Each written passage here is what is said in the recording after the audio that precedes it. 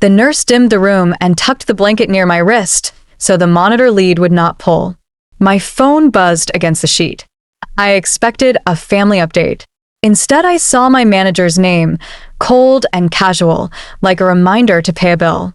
The message said my employment was terminated immediately and that paperwork would follow by mail. That was it. No call, no visit, no pause to ask if I was stable. The machine beside me kept its steady beeping, stubbornly alive, while the company erased me with a thumb. I stared until my eyes watered. 20 years flashed by in small scenes. Late nights fixing vendor failures, quiet mornings training new hires, meetings where my work was praised and then borrowed. I had signed off on the systems they sold as innovation, and I had done it without applause. Minutes later, the phone meaningfully vibrated again. An unfamiliar number, a calmer voice. The text wished me a full recovery and asked for a conversation when I could speak comfortably. It ended with a sentence that made my chest tighten. The sender was the CEO of our biggest competitor. I almost laughed, not from humor, but from disbelief. Powerful people do not reach into hospital rooms without a reason.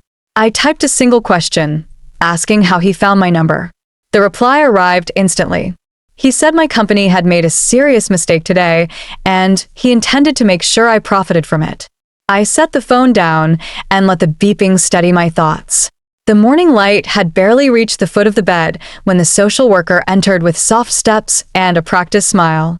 She spoke gently about coverage gaps, stalled authorizations, and the kind of administrative reshuffling that happens when employment ends without warning. Her voice was kind, but the meaning behind it cut deeper than any medical discomfort. Losing the job was no longer an emotional blow. It now lived in the practical world of bills, medication, and recovery. I felt the weight of it settle across my chest like a second blanket. By midday, my phone buzzed again. A colleague I trusted whispered, as though someone might hear her through the line. She explained that the team had behaved as if my departure were some overdue correction.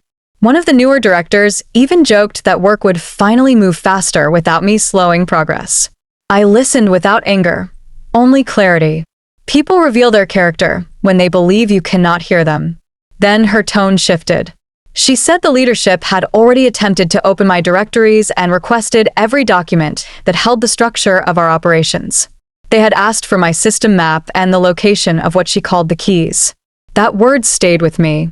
I carried the architecture of that place for years. I knew the safe routes and the dangerous shortcuts. I had made their stability seem effortless. Before hanging up, she added that my security badge had been disabled while I slept. The company I protected for decades shut me out like a stranger. I reopened the message from the competitor's CEO and read it again. It no longer sounded like opportunity. It sounded like the first hint of what my former employer was about to face. 2 days passed before I felt strong enough to hold a conversation without my breath wavering. When I finally answered his call, I expected the polished enthusiasm executives use when they want to sound sincere. Instead, his voice carried a steadiness I had rarely heard in my own leadership team. He spoke as if he had already taken the time to understand the landscape I had managed for decades. He said he had watched my company closely over the years, not for its glossy announcements or carefully staged achievements, but for the quiet corrections that kept the engine running. He described patterns of risk and recovery, the kind only someone with a long view would notice. Then he said my name with intention and stated plainly that I had been the one holding those systems together. I stayed silent because I have lived long enough to know that praise often masks strategy. He waited, patient, until I asked what he truly wanted from me. His answer arrived without hesitation. He wanted me to build for his organization the structure I had shaped for my former employer.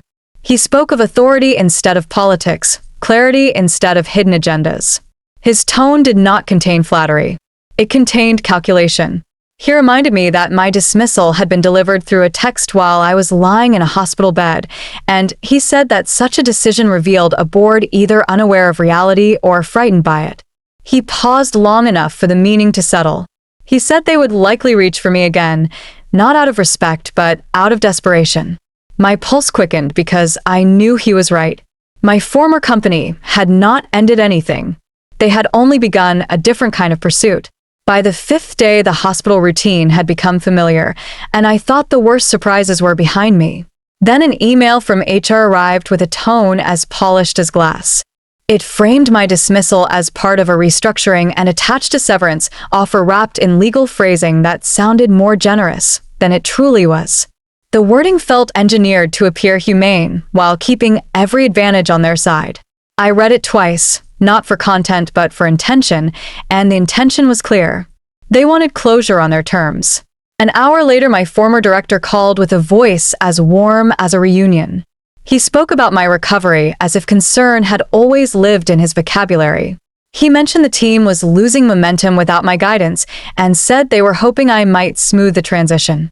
His courtesy lasted only long enough for him to arrive at his purpose. He asked me to send the latest vendor playbook, the same document I had spent years refining.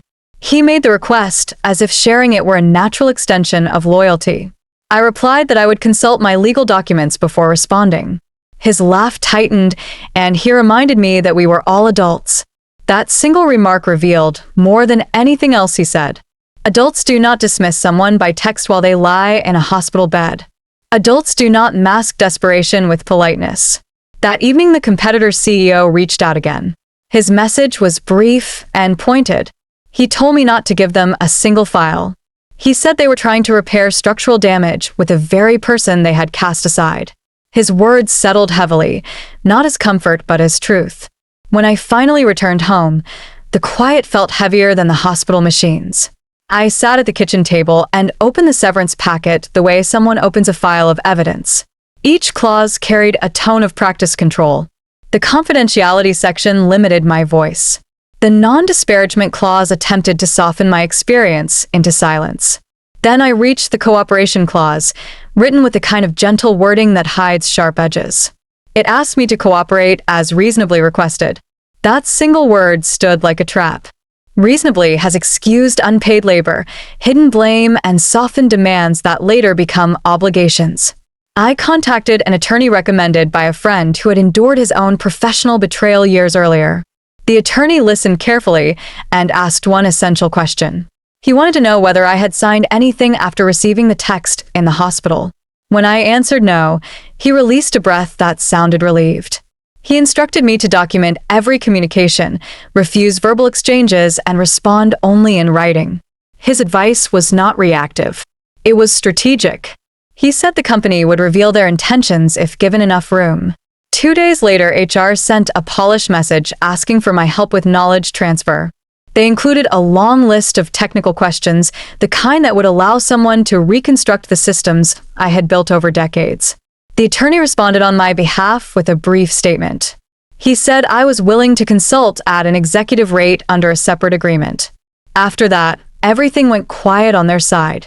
Then my phone began ringing. Not from HR, but from colleagues who had once overlooked me. Their voices trembled because they sensed the structure they relied on was slipping without my guidance. I kept my days quiet. I focused on healing, on breathing without the tightness that stress had left behind. I did not monitor the company obsessively, but news has a way of traveling when people sense instability. Rumors reached me first, then confirmations. A major shipment stalled without explanation. A compliance report that once arrived early every cycle now missed its deadline. These were not random failures. They were cracks appearing exactly where my work had once held the structure firm. Then a message arrived from a colleague who still cared enough to whisper from inside the building. She sent a photo taken during an emergency client meeting. My former director stood at the front of the room presenting the slides I had built, though he held them as if they belonged to someone else. His posture revealed confusion. His eyes moved across the page like he was reading a map written in a forgotten language. During the meeting, the client asked a question I had answered many times without hesitation. They wanted to know the escalation path if the system failed again. The room fell silent. My colleague wrote that people exchanged nervous glances while someone suggested forming a group to study the issue. A follow-up was promised. The client was not interested in promises. They wanted evidence of competence. Their silence afterward was more telling than anger. That afternoon, the competitor CEO called. His tone was steady, not celebratory. He said the company was on the verge of losing its anchor client. He warned that the board would soon look for someone to blame or try to pull me back quietly. He insisted I focus on protecting myself. He mentioned an offer he had prepared, a contract built on authority rather than flattery. I told him I needed one last answer before deciding. I needed to see how far my former employer would reach when desperation replaced pride.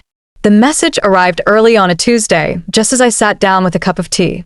The subject line read urgent discussion, a phrase corporations use when they feel pressure but refuse to name it.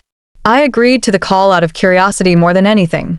A board member, whose face I barely remembered, greeted me with a tone that sounded cautious rather than authoritative. He spoke in slow, measured sentences, as if each one had been shaped by a legal team. He said my termination had been handled poorly. He said the timing was unfortunate. He said they were reviewing internal decisions to ensure something similar would not happen again. Then he shifted into something he hoped would sound conciliatory. He suggested that if I returned for a short transition period, tensions could be eased and misunderstandings clarified. He spoke as though my absence were a minor inconvenience instead of the rupture it had created. His proposal implied that my career could be smoothed out like fabric with a single gesture of cooperation. I asked the question they had avoided from the beginning. I wanted to know who approved firing me through a text while I was recovering in a hospital bed. The silence that followed felt intentional, like a room choosing not to breathe. When he finally answered, he said the CEO insisted on that method to prevent drama. He added that leadership believed I held too much influence. There it was. Fear, not performance. Avoidance, not strategy. I thanked him for the honesty and stated calmly that I would not return to patch their mistakes. If they required my expertise, they could request it through a formal agreement.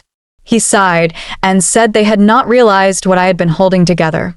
When the call ended, I opened the competitor CEO's contract and read it with a new sense of clarity. If you are over 50, this moment in the story is where I want you to pause and recognize something essential. Your worth does not sit in the announcements your company makes or in the praises delivered at annual reviews. Your worth shows itself when weak systems begin to shake and the people who once overlooked you suddenly search for your steady hand. You are not a costly line item. You are the structure beneath the roof. When your judgment is removed and replaced with ego, the cracks expose themselves quickly and publicly. Do not exhaust yourself seeking respect from those who only appreciate expertise after the damage is done. Keep your documentation thorough. Keep your communication clear and written.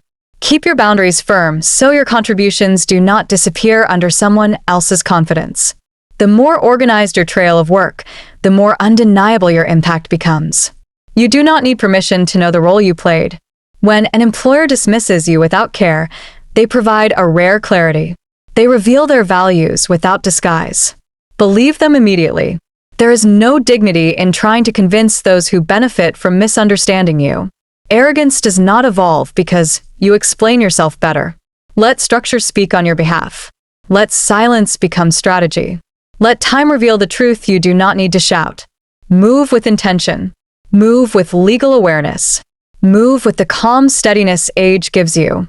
And if a new opportunity appears, accept it without apology. Some companies do not lose talent. They lose the shield that kept them steady. Remember this quietly. People who remove experience during a crisis often discover too late that it was the only element holding the system upright.